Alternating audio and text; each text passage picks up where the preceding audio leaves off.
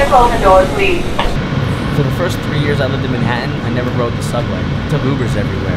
About a year ago, actually, when I started going to the gym down in Soho, I had to find a way to get there. And Uber would take an hour. The subway would take 12 minutes. When I first got on the subway, Ramit actually tried to convince me that people come on this train and just hug one another. What's extra funny about that is like he actually thinks I'm that stupid. What kind of friend is he? What's up? I'm about to do a mastermind today. I'm going to be helping a company figure out how to scale up their membership business. They're launching it. They actually run a pretty sizable speech therapy business, and they're rolling out a monthly membership. And they're trying to grow it. And what's interesting about memberships is, on the one hand, you like the idea of recurring income. It means you get paid every month. But on the other hand, it's very difficult to continue to get new members into the membership. So today we're going to be breaking down a strategy that people have used to build continuity memberships. How do you get new members, how do you get them to stick, and how do you keep them around? Create new stuff, selling more shit, make money, not friends.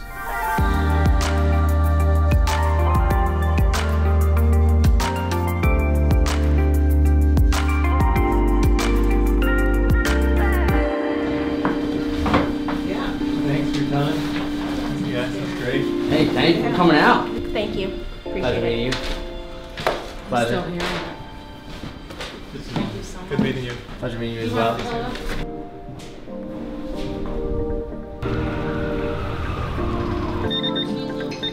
Enjoy and have a great day.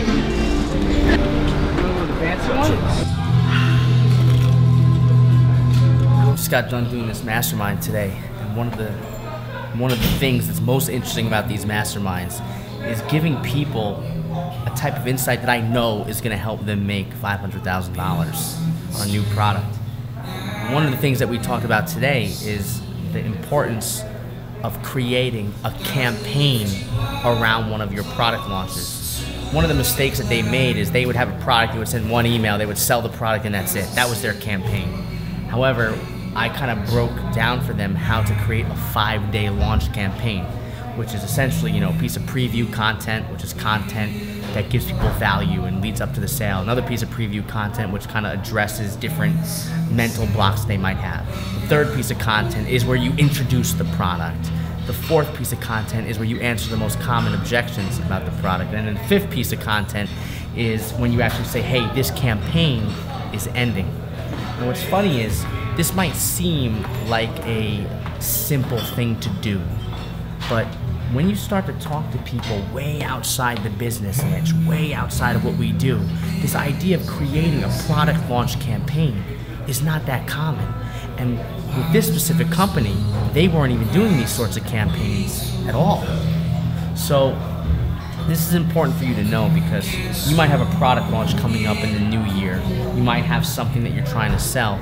And you want to take a step back and think, what's the point of this launch right now, and how can you make it a wider campaign versus just one specific email? How can you send a few pieces of content? How can you do a product launch around it? And that's how you can truly triple your sales, or more. Well, I'm gonna sleep on a giant tonight. Osmosis to Leo Da Vinci. And then I'm going to see Chris Rock live from the second row, buddy. I'm pumped. It's been like, what was it, like 12 years since his last special?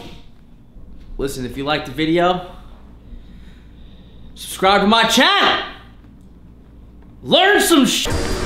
Know many people who want to create video say to themselves, oh man, maybe I'll just reach out to the university to get an amateur videographer.